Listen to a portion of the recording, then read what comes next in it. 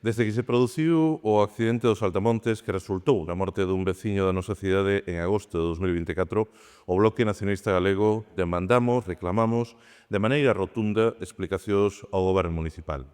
Explicacións para aclarar por que se permitiu que unha atracción que non contaba con permiso municipal puidese estar en funcionamento. Explicacións de por que non se precintou nin se inmobilizou esa atracción.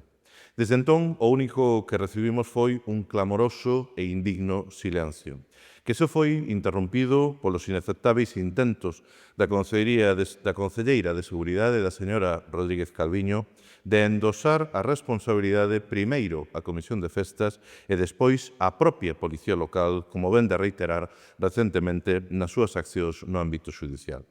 Tras a imputación xudicial dunha concelleira por, entre outros, un delito de homicidio imprudente nun auto demoledor que sinala expresamente a existencia dunha xestión neglixente por parte do Goberno municipal de Abel Caballero no exercicio das súas competencias en materia de vigilancia e control, o BNG reiteramos esa demanda de explicacións solicitando formalmente ao alcalde que comparecese de maneira inmediata, de maneira urxente, diante do Pleno para dar explicacións diante dun feito gravísimo e sen precedentes na historia da nosa cidade.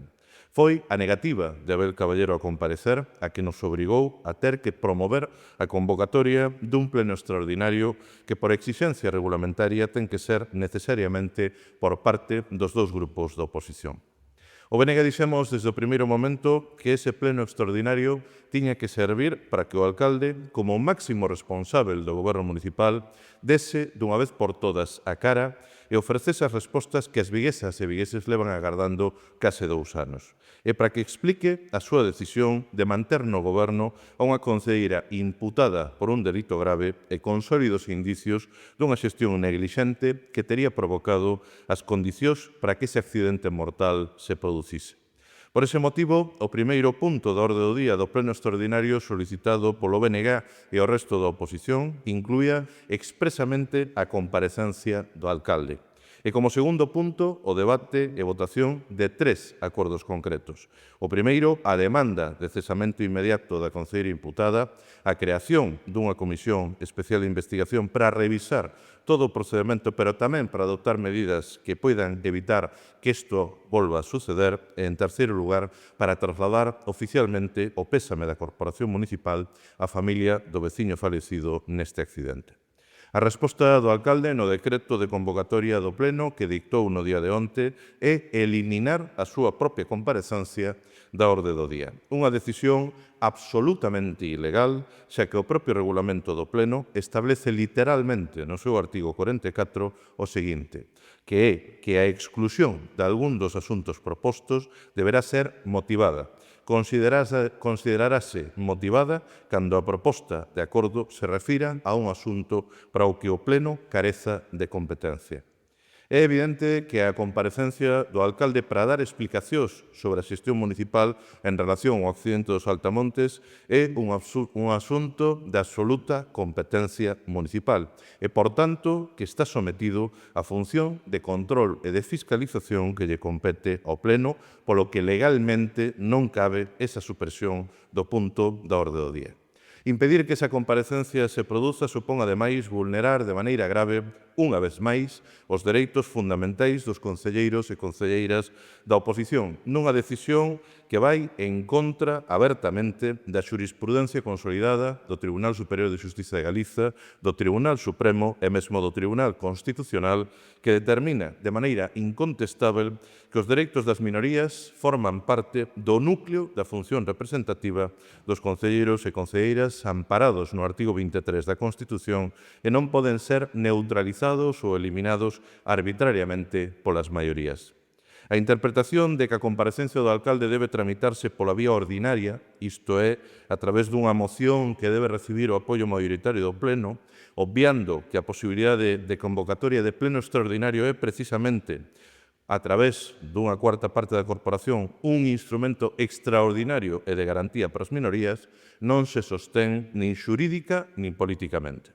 O que nos veo a dicir onte o portavoz do Goberno, o señor López Fon, no seu desquiciado audio de 39 segundos, é que a posibilidade de que a oposición exerzamos un instrumento de control como é a comparecencia do alcalde depende da vontade do seu propio grupo de goberno. O PSOE de Vigo pasa de exercer o absolutismo a directamente avanzar nunha vertente autocrática. Abel Caballero pasa de alcalde a intentar autocoronarse emperador. Eles deciden se pode controlar a acción do seu goberno. Eles deciden se dan ou non explicacións. Eles deciden se someten ás preguntas da oposición ou non. Un absoluto disparate ilegal que non podemos tolerar. A decisión do alcalde supón un claro desvío de poder e unha fraude de lei que, ademais de vulnerar dereitos fundamentais, podería incorrer claramente nun delito de prevaricación administrativa. Por este motivo, o BNG xa lle trasladamos ao Grupo Municipal do Partido Popular a necesidade de formular un recurso de reposición diante deste decreto de convocatoria para exixirmos a rectificación desa convocatoria do Pleno para que se inclúa a comparecencia do alcalde na orde do día.